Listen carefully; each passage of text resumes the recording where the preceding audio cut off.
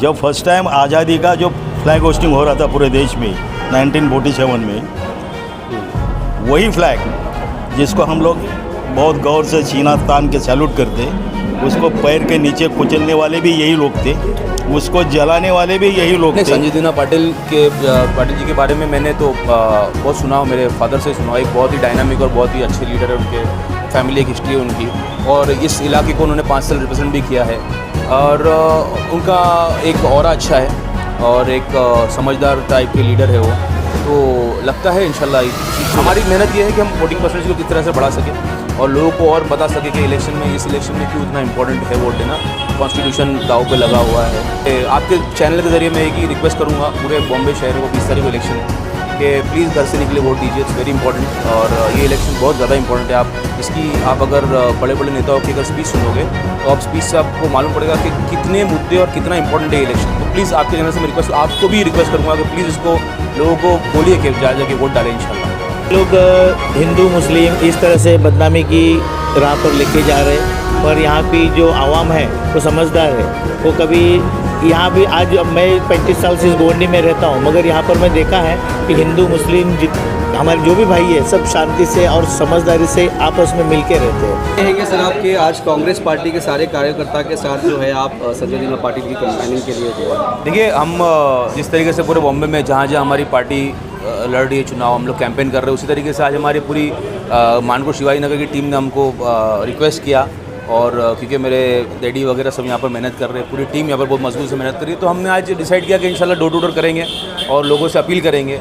एक तो इलेक्शन के लिए उनको बताना है कि वोटिंग परसेंटेज हमको बढ़ाना है, साथ साथ हमको किस तरीके से हम लोग की कांग्रेस का और हमारी MBA का जो हमारा मैनिफेस्टो है वो पब्लिक तक पहुँचाना है बात। तो इसलिए डोर टू डोर करने के लिए निकले हैं। इंशाल्लाह कोशिश करेंगे जितने लोगों तक पहुँच पाए। पूरी टीम के साथ सब सीनियर्स हैं हमारे, समीर वगैरह सब ने आज बुलाया, तो बहुत बहुत शुक्रिया, और इंशाल्लाह कोशिश करके अच्छे से कुछ करेंगे। मैनिफेस्टो को लेकर बात की जा रही है कांग्रेस के जो मुसलमानों को छीन करके जो दिया जाएगा, जो उनकी जो संपत्ति है हिंदू, नहीं वो तो आप अगर आप इलेक्शन को अगर जब पहले ही चरण से आप देख रहे होंगे तो आप समझ गए होंगे कि बीजेपी जब शुरुआत की थी तो वो बता रहे थे कि हम 400 पार करेंगे वगैरह वगैरह। उसके बाद जब उन्होंने देखते रह गए ना कि परसेंटेज और जब वोटिंग पैटर्न देखे ना पूरे इंडिया में, तो वो समझ गए कि अब हमारी कुर्सी जा रही है इंशाल्लाह।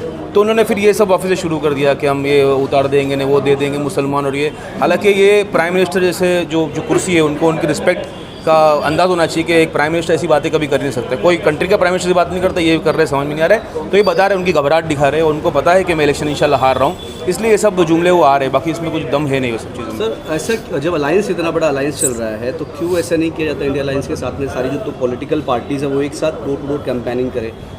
आपको ऐसा ही लगता है कि कभी कांग्रेस अलग से जाके प्रचार कर रही है, फिर समाजवादी पार्टी अलग से जाके प्रचार कर रही है, तो लोगों को कन्फ्यूजन क्रिएट? नहीं, ऐसा होता है भाई कि हर पार्टी का एक संगठन होता है, और हर पार्टी का, जैसे कांग्रेस का हमारा एक पर्सनल संगठन है, शिवसेना का एक अपना पर्सनल संगठन है, समाजवादी पार्टी का एक, तो हर आदमी अपनी टीम के साथ में कंफर्टेबल होता है, और एक जेलिंग होती है लोगों के साथ में। जैसा मैं आपको जानता हूँ, आप मेरे फेस को जानते हो, तो हर आदमी को तो इसलिए, और साथ में भी करते हैं काफ़ी जगह। अब आप अगर 2 दिन पहले का अगर बाइकल्ला का हमारा साउथ बॉम्बे का देखोगे तो हम समाजवादी पार्टी, कांग्रेस, शिवसेना सब साथ ही में कैंपेन करी थी। ये तो डोर टू डोर है, तो ये पर्सनल यहाँ के हमारे जो कांग्रेस के पदाधिकारी और हमारे जो जिम्मेदार है, समीर भाई और हमारे सीनियर सब है, इन लोगों ने जिम्मेदारी ली कि हम खुद से ये मेहनत करेंगे। तो एक अलग टीम वहाँ पर काम कर रही है, अलग टीम यहाँ पर काम कर रही है, इसलिए से डिवाइडेशन होगा ना, एरिया बड़ा है, वक्त कम है, इसलिए लोगों ने अपना काम को डिवाइड करके रखा है।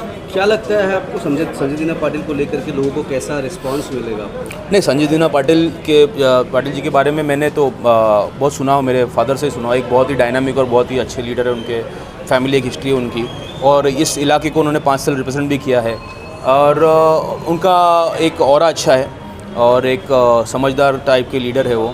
तो लगता है इंशाल्लाह जीत तो जाएंगे वो इलेक्शन, ऐसा इंशाल्लाह लगता है।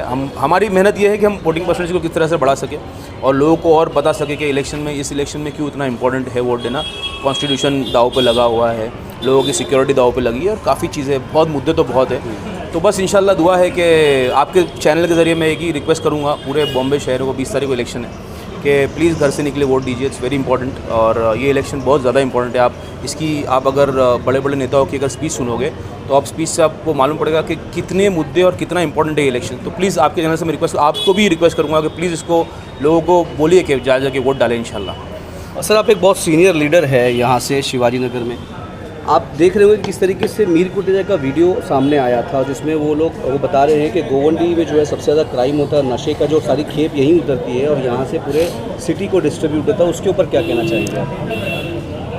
जो कैंडिडेट है, कैंडिडेट का वो सोच है वैसा, लेकिन कैंडिडेट की जो सोच है तो उनकी जो मूल विचारधारा ही वही सोच की है। जब फर्स्ट टाइम आज़ादी का जो फ्लैग होस्टिंग हो रहा था पूरे देश में 1947 में, वही फ्लैग जिसको हम लोग बहुत गौर से छीना तान के सैल्यूट करते, उसको पैर के नीचे कुचलने वाले भी यही लोग थे, उसको जलाने वाले भी यही लोग थे।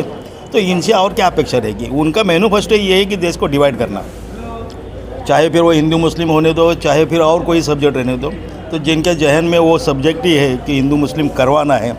लेकिन मैं शुक्रगुजार हूँ उन लोगों का, यंग जनरेशन का भी हो और बुज़ुर्ग लोगों का भी हो, उन्होंने ये होने नहीं दिया। ये लोग हिंदू मुस्लिम इस तरह से बदनामी की राह पर लेके जा रहे हैं, पर यहाँ की जो आवाम है वो समझदार है।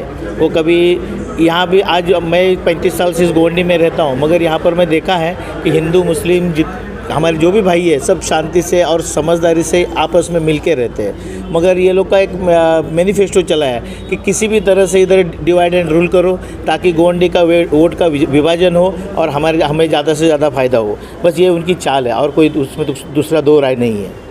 आप यहाँ से बचपन से, आपके पैदाइश से आपकी ज़िंदगी यहाँ पे गुजर गई, आपको कहीं हिंदू मुस्लिम का ऐसा कोई माहौल कभी दिखा यहाँ पर? नहीं, गोवंडी के अंदर मैं 35 सालों में कभी हिंदू मुस्लिम का माहौल देखा नहीं है। सभी लोग भाईचारे से रहते हैं। खाली बस एक कुछ सामाजिक तत्व लोग जो आते हैं अपने वोटिंग का ये करने के लिए, वो आपस में ये करने के लिए कोशिश करते हैं। तो हम तो पूरे गोवंडी में यही चाहते हैं कि सब भाईचारे से रहे, सब लोग ज़्यादा से ज़्यादा वोटिंग में ध्यान दें और ज़्यादा से ज़्यादा वोटिंग परसेंटेज बढ़ाएं। सर, आपको ऐसे लगता है क्या जिस तरीके से ये मीर कुटेजा का जो स्टेटमेंट आ रहा है कि यहाँ पर सबसे ज़्यादा क्राइम मानपुर में होता है, यहीं पे सारा जो है नशे की चीज़ें उतरती है और सारे मुंबई में डिस्ट्रीब्यूट होता है सिटी के अंदर, इससे लगता है क्या लोग ऐसे सुन करके जो मानपुर के लोग उनकी बदनामी कहीं होती होगी पूरे मुंबई में? नहीं, सच बोलेंगे तो कोटेचा की ये नाम ना कामयाबी है।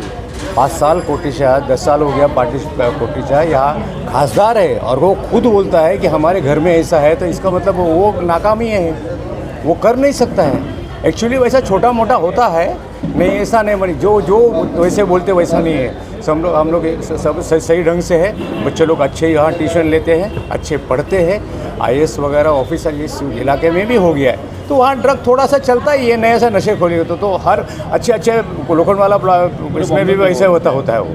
तो सर, पिछले 5 साल से तो यहाँ पर बीजेपी के ही सांसद थे। Exactly, वही तो फेलियर किसका है? बीजेपी सांसद का फेलियर माना जाए?